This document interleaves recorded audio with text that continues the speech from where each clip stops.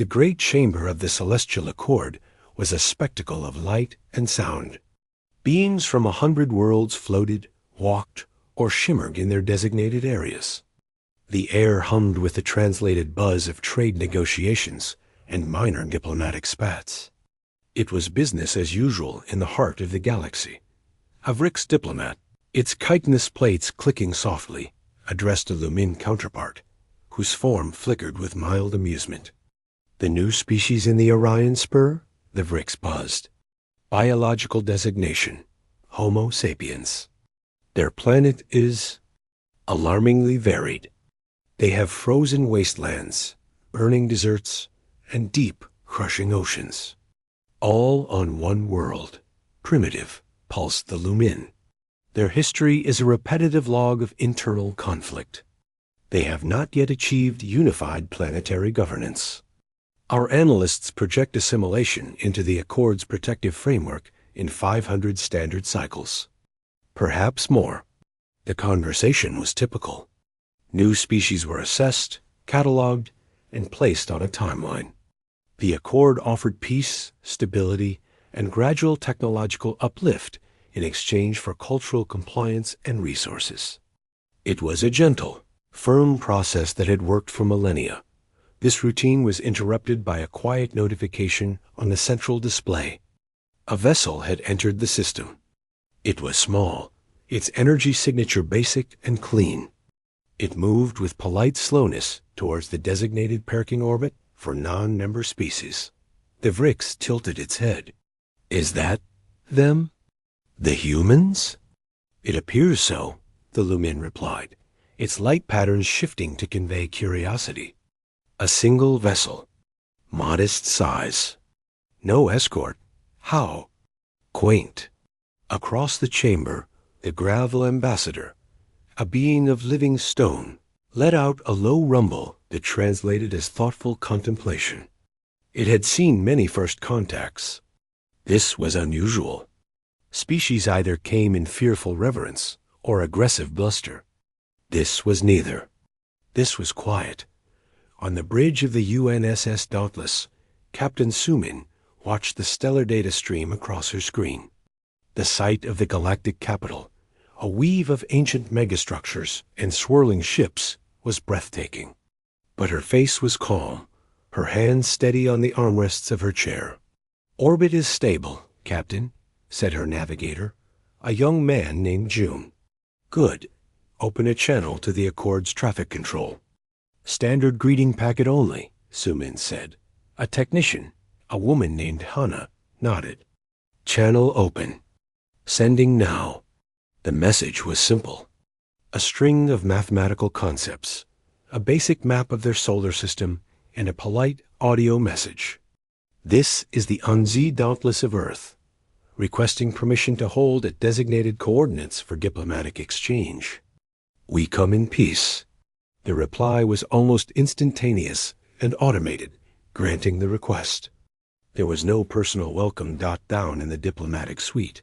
Quan adjusted his simple, dark uniform. He was not a grand politician. He was a linguist and a historian, chosen for his ability to listen and his calm demeanor. His screen showed the feed from the chamber, the vast array of alien life. He felt a thrill, but also a deep focus. His job was to observe. "Captain," Quan said over the ship's comm. "I am ready." "Proceed, Quan," Sumin's voice came back. "Remember, we are visitors. We are guests. We watch and we listen."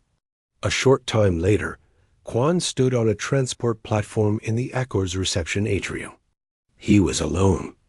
The platform whisked him silently into the edge of the great chamber. He was led not to the central floor, but to a small, plain alcove designated for petitioners and provisional species. The various alien delegates glanced his way. Their looks were not unkind, but they were filled with a sense of lofty indifference. Here was the representative of a young, divided world. A curiosity. A Lumin floated over, its light dimming slightly in a gesture of formal greeting. "Welcome to the Celestial Accord. I am Emissary Lo'ir." You are the human? I am Quan, designated envoy for the people of Earth, he said, bowing slightly at the waist, a gesture he hoped was neutral. Your vessel is alone? Loir asked, the question tinged with confusion. It is, Quan replied. A long and dangerous journey for one ship. You are brave. Or perhaps underfunded? The lumin's light flickered, a sign of humor. Quan smiled a small, polite smile. The journey was within our capabilities. The lumin seemed to wait for more an explanation, a plea, a declaration of grandeur. When none came, it pulsed again. The Accord has reviewed preliminary data on your species. Your planet is unstable. Your societies are fractured. The path to the stars is difficult alone. We offer you the standard protectorate status. A small data crystal, glowing softly, was presented by a hovering drone. This contains the terms: guidance, technological exchange at an appropriate pace, and protection from the dangers of the galaxy. In return, your culture will integrate with our harmonious whole. Your internal conflicts will end. It is a generous offer. Quan took the crystal. It was cool and light in his hand. Thank you, emissary lawyer. I will convey the Accord's generous offer to my people. That is all? The lumin asked, its pattern slowing. Most species asked questions, begged for faster technology, or protested the loss of sovereignty immediately. For now, yes, Quan said. We appreciate the welcome. With another small bow, he turned and was led back to the transport platform. The alien delegates watched him go. A few exchanged glances. The Vrix clicked softly to the gravel. They are timid. They take the crystal without a word. They send one man in a plain suit. Is this the species from the world of storms and wars? The Graxel rumbled deeply. The quiet ones are often listening the hardest. Back on the Dauntless, Quan handed the data crystal to Su Min. She slotted it into a reader. Schematics for basic fusion reactors, elementary star charts, and the lengthy legal document of the Protectorate Agreement filled the screen. Engineer Tejo leaned over her shoulder, his brow furrowed. He was a man who loved puzzles, and his hands were always slightly stained with grease from some project deep in the ship's belly. Protectorate, he read aloud. Cultural integration. Technology drip feed. They want to make us a quiet suburb of the galaxy. That is their way, Su Min said, her voice neutral. They see our division as weakness. They see our single ship as poverty. Quan stood by the viewport, looking at the glittering seat of galactic power. They are not hostile. They are paternal. They believe they are doing us a kindness by removing our ability to hurt ourselves. And what did you feel in the room, Quan? Su Min asked, turning her chair to face him. I felt a museum, he said after a moment. A beautiful, ancient, static museum. Everything has its place. Everything is settled. They have not had a new idea in 1,000 years because they do not need one. Su Min nodded slowly. She looked at the data stream from the crystal, then out at the impossible structures around them. They have given us their first answer. Now we must prepare ours. Toho, run the full diagnostic on all non-essential systems. And by non-essential, I mean the systems not needed for life support or basic flight. A grin spread across Teho's face. The garden? You want to prime the garden? Just a diagnostic, Su Min said, but her eyes were sharp. We must know every tool in our shed is ready. We came in peace. We will stay in peace. But we will not be put in a cage. As Teho hurried off, shouting orders to his junior engineers, the Dauntless hung in its allotted space. To the watching galaxy, it was a tiny, silent, and insignificant speck. A single humble ship from a backward world. The delegates of the Accord turned back to their more important business, already forgetting the quiet man and his modest vessel. The question of the day had been answered to their satisfaction. Why did humanity send only one ship? The obvious answer, whispered between delegates, was simple, because that was all they could manage. It was a little sad. It was very boring. They did not think to ask a different question. They did not wonder what might happen if something pushed back against the gentle, suffocating grip of their paradise. That question would come later. For now, there was only silence from the human ship, hanging in the dark like a seed waiting for water. The Dauntless sat quietly in its assigned orbit. A week had passed since Quan's brief visit to the chamber. To the crew, it was a week of intense study, analyzing the immense library of cultural and historical data that came with the Protectorate offer. To the Celestial Accord, it was a week of forgetting. The human ship was a minor curiosity. Now filed away, Captain Su-min spent most of her time on the bridge, observing the flow of traffic. She saw the elegant, sweeping lines of Lumin vessels, the dense, swarm-like clusters of rick ships, and the slow, heavy freighters of the gravel. There was a pattern to it all, a dance that had been choreographed for centuries. It was beautiful, and to her, it felt brittle. Quan was in his quarters, reviewing the legal subtleties of the Protectorate terms. The more he read, the more he understood. It was not an alliance. It was a gentle dissolution.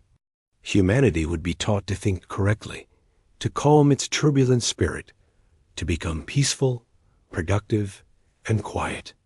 The document spoke of suppressing dangerous competitive instincts and unnecessary innovation. He felt a cold knot form in his stomach. Down in engineering, Tai-Ho was not reading. He was doing. He moved through the narrow, brightly lit access corridors of the Dauntless, his toolkit in hand.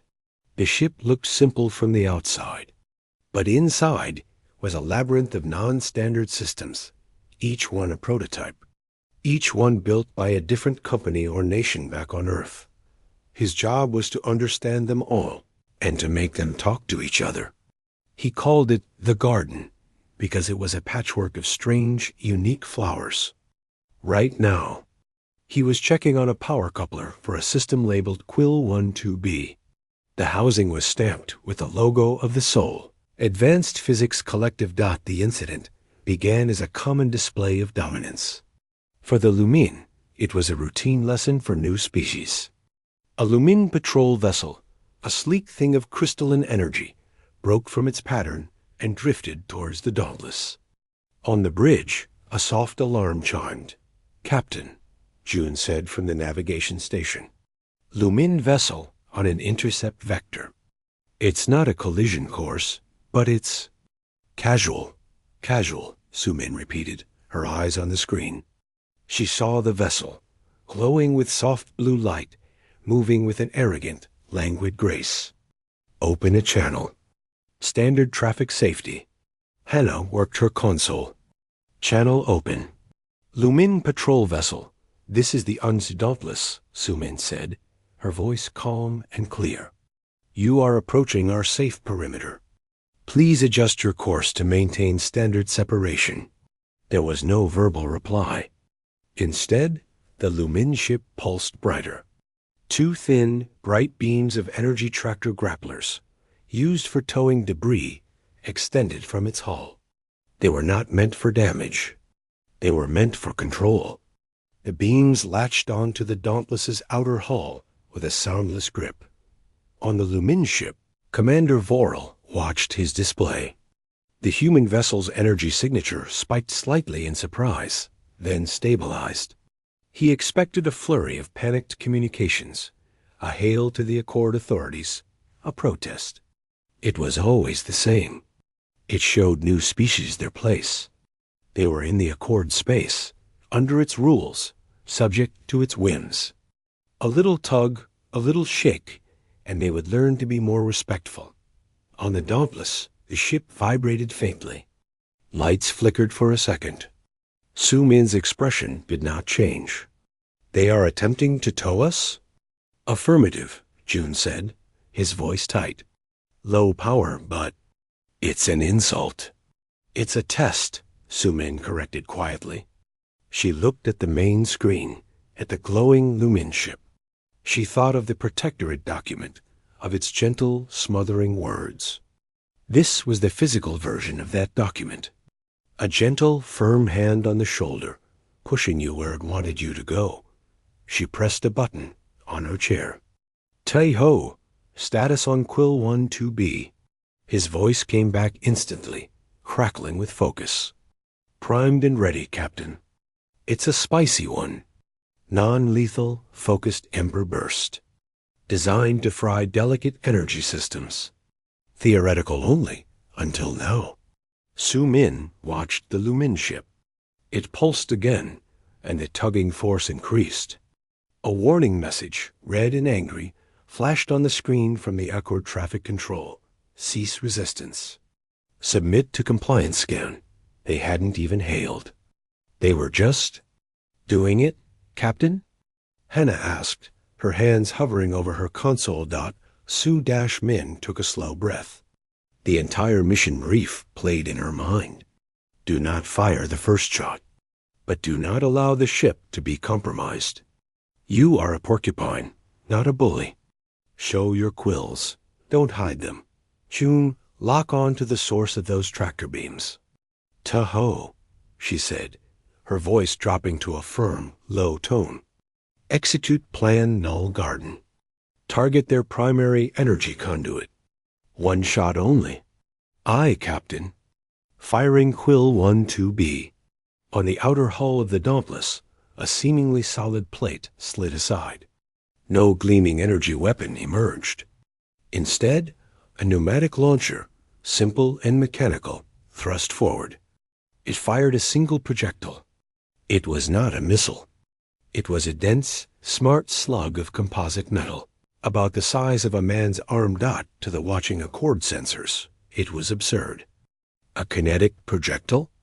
In an age of plasma and directed energy? It was like throwing a rock dot. The Lumin commander Vorl saw it coming and almost dismissed it. A primitive counterattack. His shields were tuned for energy dispersion, not physical impact.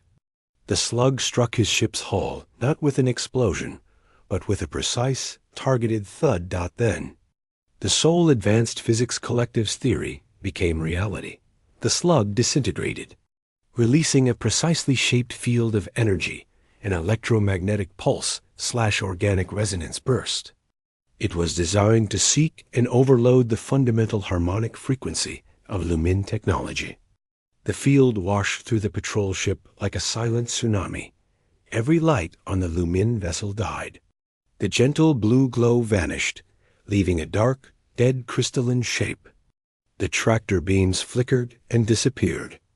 The ship's internal power, its communications, its life support regulators, all of it went silent and dark.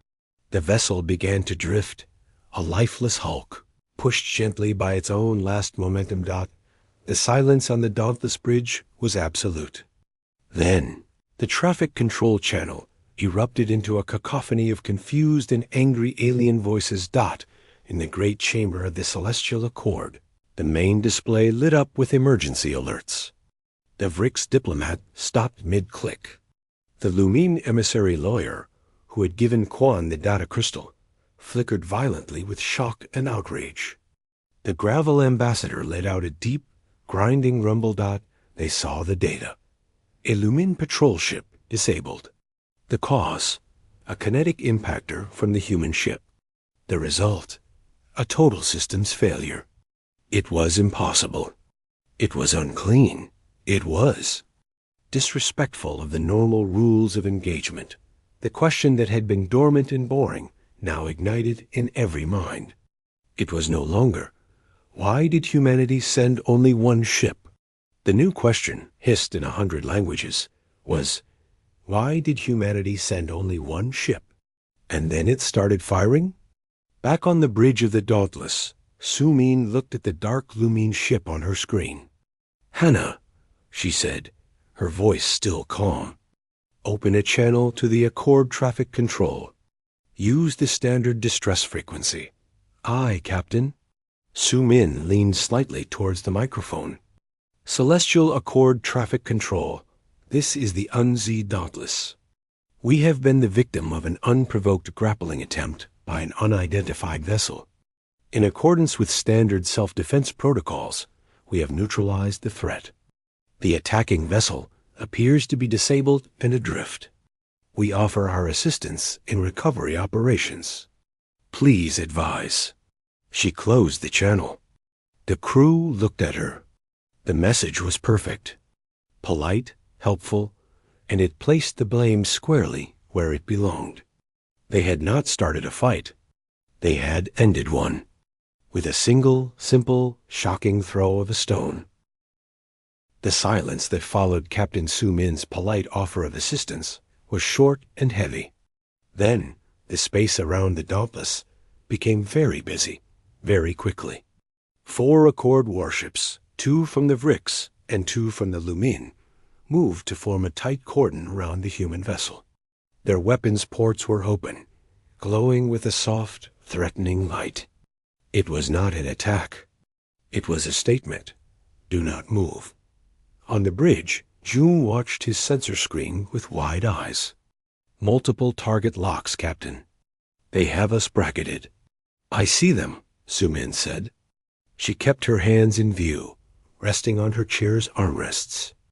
No one touches anything.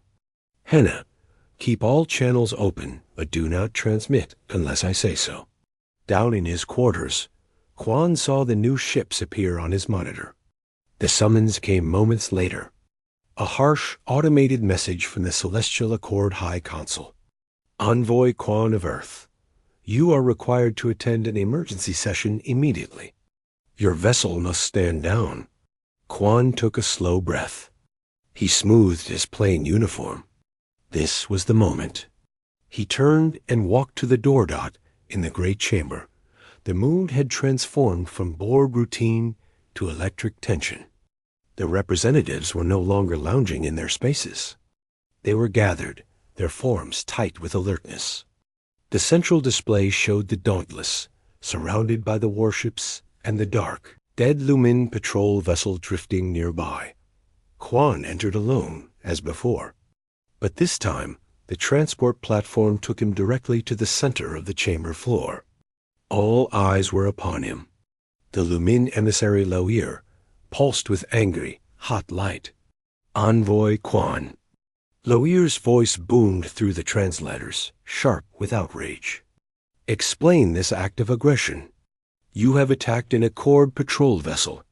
You have violated the peace of this space.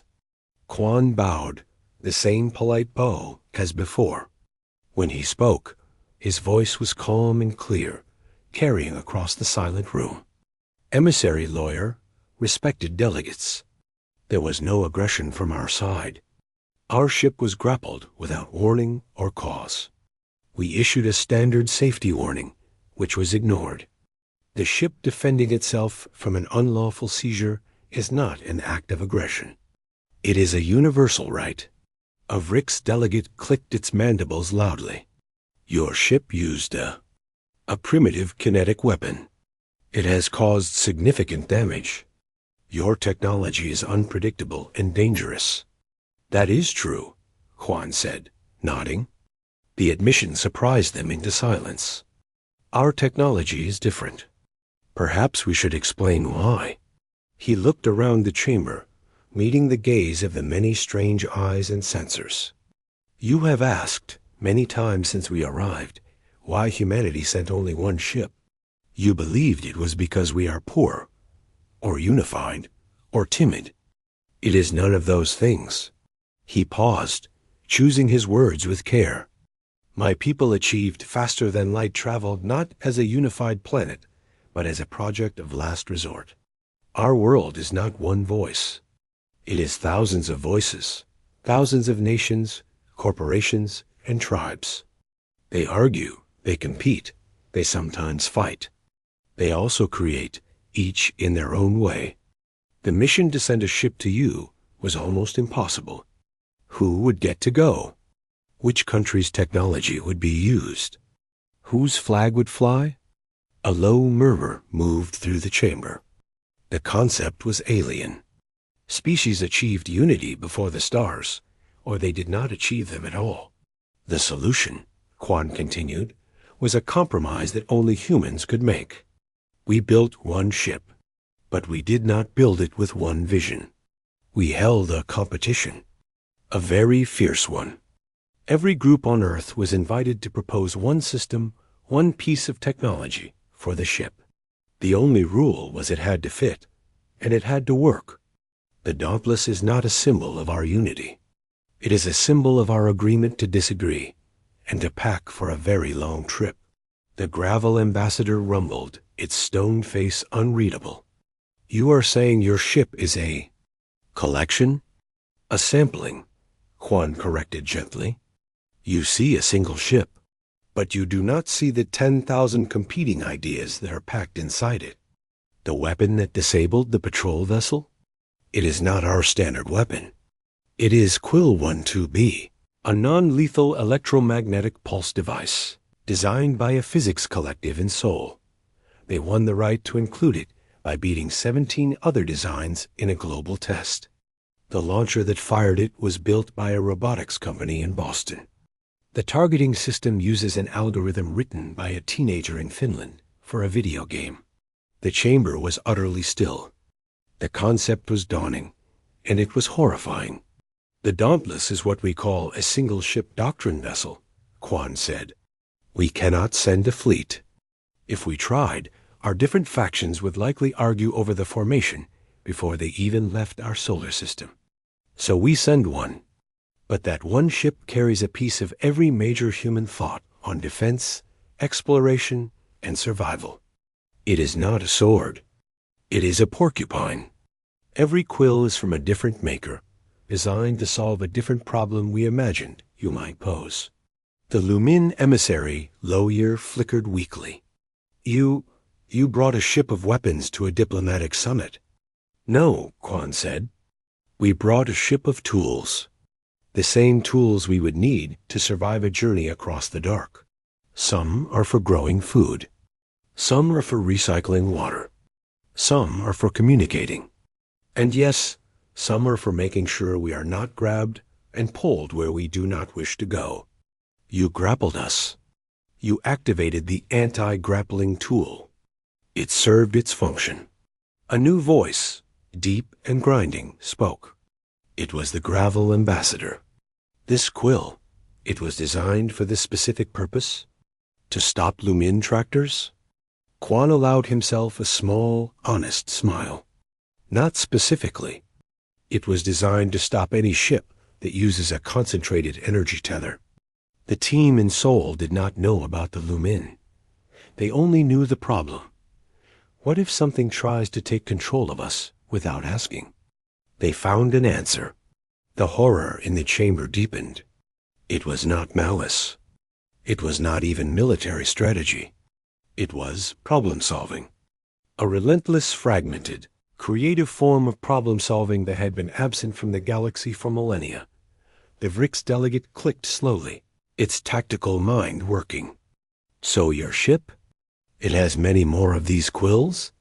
Yes, Quan said simply. Many more. No two are exactly the same. They are from different continents, different companies, different schools of thought. Some are energy-based. Some are kinetic. Some are... Well, we are not entirely sure what some are. The team from Cairo was very secretive. The silence stretched. The warship still held the Dauntless in their sights, but the order to fire was not coming. To destroy the ship would be to destroy the answer to the most pressing question now burning in every delegate's mind. The gravel ambassador spoke again, its rumble filling the space. We asked the wrong question. We thought one ship meant one idea, one weakness. It turned its heavy head towards the other delegates. They have not shown us their strength. They have shown us their variety. To fight this one ship is not to fight one enemy. It is to fight the ghost of every argument, every dream, and every fear on an entire turbulent world. Quan stood quietly in the center of the floor, a single man in a simple uniform. Behind him, on the screen, the Dauntless waited, small and silent. It was no longer a curious toy. It was a puzzle box, and the galaxy was suddenly terribly afraid to open it, but even more afraid to look away. The emergency council session dissolved into a storm of debate. The Dauntless was not to be fired upon, not yet, but the Accord could not simply let the challenge stand. A message had been sent by the human ship, a message of stubborn, prickly independence. A counter-message was required. It had to be a show of overwhelming, unified force. It had to remind this broken species of the power of harmony. The task fell to the Vrix. Their military doctrine was the opposite of the human porcupine. It was the swarm. A single Vrix swarm ship, a large carrier vessel, detached from the cordon and moved to a clear area of space. Its hull, a dark, pitted organic metal, began to ripple. From thousands of small ports, it released its drones. They were not large. Each was about the size of a human ground car. But there were hundreds of them, pouring out like metallic insects from a hive. They moved in a complex, shifting cloud, a single mind directing them. The tactic was simple and devastating. Overwhelm the target's defenses by sheer numbers. Point defense systems could pick off dozens, even hundreds, but eventually a few would get through. It was a standard Accord pacification maneuver, used against rebellious colonies. It was meant to be a demonstration, not a destruction. They would disable the Dauntless, board it, and end this foolishness. On the bridge of the Dauntless, the mood was tense but focused. Captain Su Min watched the sensor screen as the dark cloud of drones separated from the carrier and began to accelerate towards them. "Incoming swarm," June said, his voice steady. "Pattern is aggressive envelopment. They're going to try to blanket us. They want to scare us," Su Min said quietly. "Or bury us." She opened the ship-wide channel. "All hands brace for swarm engagement. This is not a drill. Defense protocols are authorized. Tahoe, prepare the garden. It's time to let a few more flowers bloom." Down in engineering, Tahoe grinned, a wild, fierce expression. His hands danced over a console that looked like it had been cobbled together from a dozen different computers. This was what he was made for. "Aye, Captain." Initiating multi-quill response. "Let's see what we've got." The swarm closed in. The leading edge of drones entered what would be the effective range of standard plasma bolts. The Dauntless did nothing. It just hung there, silent dot in the Accord chamber. The delegates watched. The Vrix representative clicked with satisfaction. The human ship was frozen, its captain surely realizing the hopelessness of its position. Then the Dauntless acted. But it did not fire a weapon. From several launch tubes along its midsection, it ejected a series of canisters. They tumbled into the path of the oncoming swarm and exploded, not with fire, but with a spreading cloud of gray, glittering dust. "Debris?" Illumine asked. Before anyone could answer, the cloud seemed to come alive. The particles linked together, forming a vast, invisible web of nanofilament, a spider's net in the vacuum. The first wave of Vrix drones hit the web. The filaments, stronger than steel and sticky as resin, wrapped around them. Drones slammed into each other, their thrusters fouled, their sensors blinded by the clinging dust. A whole section of the swarm became a tangled, drifting knot. "Quill 7, Tahoe announced over the bridge speaker. "Nanofilament smartweb, courtesy of a materials lab in Snow Paulo. First prize in the non-Newtonian defense category." The Vrix swarm ship adjusted. The remaining drones shifted direction, flowing around the tangled mass. They came in from 2 new vectors, faster now. The Dauntless responded again. Small turreted lasers emerged from hidden ports. They began to fire, not in a continuous beam, but in rapid, precise pulses. Pew, pew. Each pulse struck a drone's central thruster node. The drones didn't explode. They just went dark and spun away. Useless. Point defense system, Hanna reported, monitoring the feed. Designed by a joint German-Israeli consortium. It's designed to shoot down small, fast-moving asteroids. Efficient, Su-Min said, her eyes on the screen, but there were still many drones. The swarm was adapting, becoming more erratic. A third group, smaller and faster, broke off and dove straight for the Dauntless's main engine bell. The most vulnerable spot. Te-Ho saw them coming on his screen. Okay, you're sneaky. Try this. He typed a command. Quill 19. Resonant Discord. Let's see if you like the music. No projectile left the ship. Instead, the Dauntless emitted a focused cone of sound inaudible in space, but transmitted through the hull material of the approaching drones. It was a specific, terrible frequency. The drones were built from a harmonic alloy, perfect for mass production and easy repair. The sound wave hit them.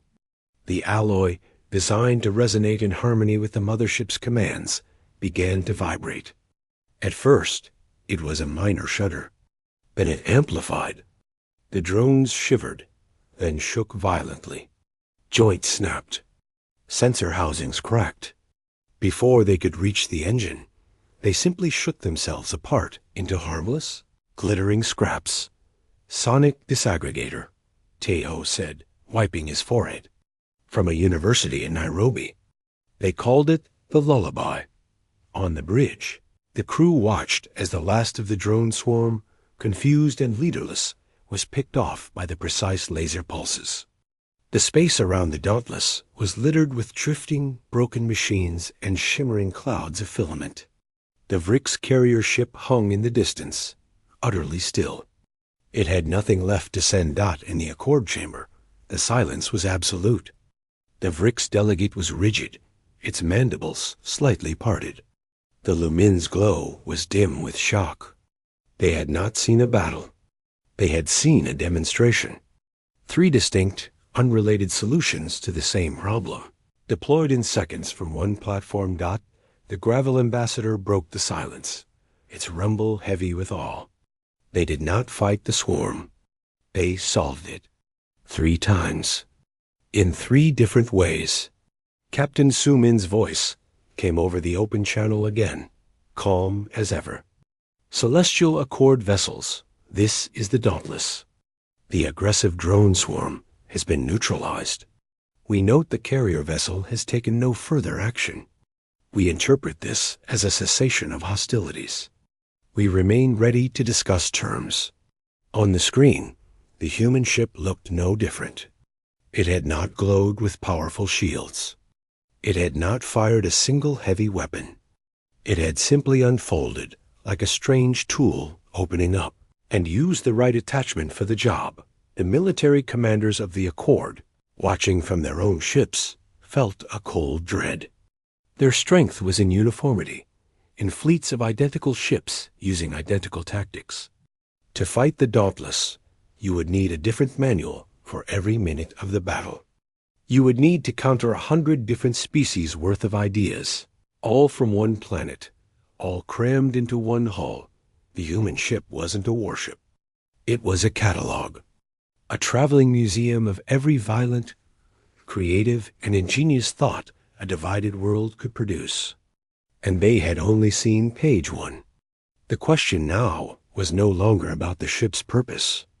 It was a much simpler and more frightening one. What else is in there? The space around the Dauntless was a silent junkyard of broken drones and shimmering filament. The Accord warships held their positions, a ring of gleaming weapons pointed at the lone human vessel. But the order to fire never came. The command circuits were flooded with arguments, fear, and frantic analysis. In the great chamber, the debate had raged for hours. The Lumin demanded the obliteration of the insolent primate ship. The Vriks, humiliated and tactically bewildered, were divided. Other species whispered of caution, of the unknown. The display had been too strange, too clean. Only the gravel ambassador had remained silent, a mountain of living stone in the tumult. Finally, as the arguments began to circle back on themselves, it spoke. Its voice was a deep vibration that made the very floor shake. Cutting through the noise. Enough. All eyes turned to the ancient being. We have asked the same question over and over, the Graxel rumbled. It is the wrong question. We asked, why did they send only one ship? This question assumes a limitation. It assumes poverty, or fear, or weakness. It turned its heavy head slowly, looking at each of the principal delegates. We saw their limitation as our safety. It gestured a craggy hand towards the image of the Dauntless on the main screen. That is not a limitation. That is a filter. They did not send their only ship. They sent the only ship they could all agree to send. We have been staring at the wrong thing. The Lumin emissary Loir flickered. What are you saying? I am saying, the Graxel boomed, that we have been frightened of the handful of seeds they threw over our wall. We are busy counting the seeds, worrying about the color of the shells, while ignoring the field from which they were thrown. It let the metaphor hang in the air. The Vriks delegate clicked slowly, beginning to understand. The planet. Yes, the Graxel said. The planet. The fractured, stormy, warring, creative, mad planet. That ship is a message. But the message is not, this is what we have. The message is, this is the kind of thing we make when we are barely paying attention. The ancient being leaned forward, its stone eyes fixed on the human ship. They were not looking at us. They were looking at each other. This, it pointed at the debris field. This was a side project. A cold, profound silence filled the chamber. The concept was worse than any weapon. Indifference. On the Dauntless, the crew waited. The tension was a physical thing on the bridge. Minutes felt like hours. Any movement? Su Min asked, her voice low. Negative, Captain, June said. They're just holding. No new targeting locks. No new scans. It's like they're frozen. Quan stood at the back of the bridge, watching the screen. They are thinking, he said. They are trying to find a new question to ask. Finally, the communication panel lit up. It was not a harsh, automated summons. It was a direct, priority channel from the High Council itself. The image that formed was of the gravel ambassador, its stony face illuminated by the soft light of the chamber. Captain Su Min of the Dauntless. Envoy Quan. Ambassador, Su Min replied, with a respectful nod. The Celestial Accord has reconsidered its position, the Graxel said, each word deliberate. The protectorate offer is withdrawn. There was a beat of silence on the bridge. Withdrawal usually meant expulsion, or worse. The Graxel continued. It is clear that humanity's path is its own. Your doctrine is not compatible with our harmony. But harmony is not the only value in the cosmos.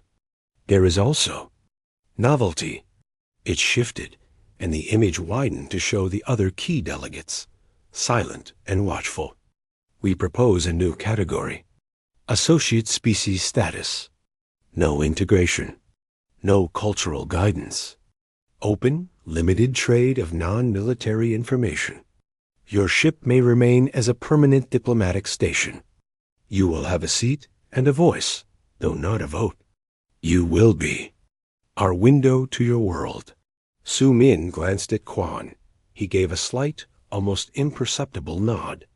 It was more than they had hoped for. It was recognition. We accept your proposal, Ambassador, Su Min said, and we thank the Accord for its wisdom. The Graxel made a sound like grinding rocks, a sign of acknowledgement. Do not thank us. Thank your strange, stubborn, fragmented planet. It has reminded the galaxy that a mind thinking only one thought is a mind halfway to sleep. Its stone eyes seem to gleam. We will watch your world with great interest. And if we are honest, with a little fear. The channel closed. The relief on the bridge was immediate. Hannah let out a long breath. June slumped in his chair. Tiho's voice came over the speaker, loud with exhausted triumph. Did we just win a war by losing an argument? We didn't win a war, Tiho, Sumin said, a tired smile touching her lips. We just got a seat at the table. A very small, very strange seat. She stood up, looking at her crew. Good work. All of you. Now, we have a lot of reports to file, and about 1,000 patent applications to process for the folks back home. As the crew began to move, tending to their systems, Quan walked to the main viewport.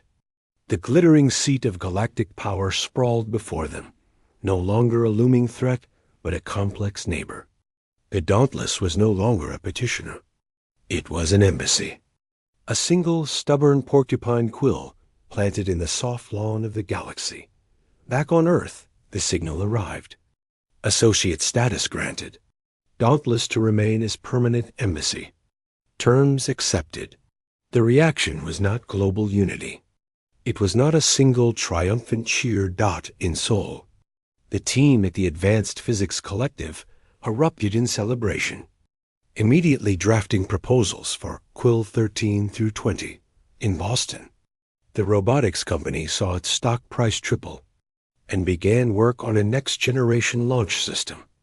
In Nairobi, the university applied for a galaxy-wide patent on harmonic disaggregation. The news sparked a frenzy, not of militarization, but of competition.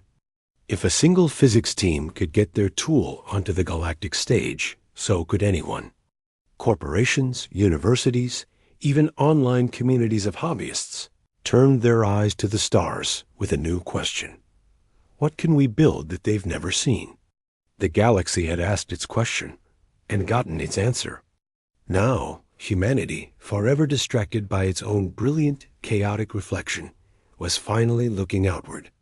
And it was not looking with one eye, but with billions. The Dauntless hung in its new orbit, quiet and watchful. Inside, its garden of 1,000 different ideas slept, ready to bloom again if needed. And in the grand ancient halls of the Celestial Accord, the delegates would sometimes look at the small plain ship on their monitors and feel a shiver. They had stopped asking why there was only one ship. Now, they only wondered quietly, in the privacy of their own minds, what the rest of humanity was busy building instead.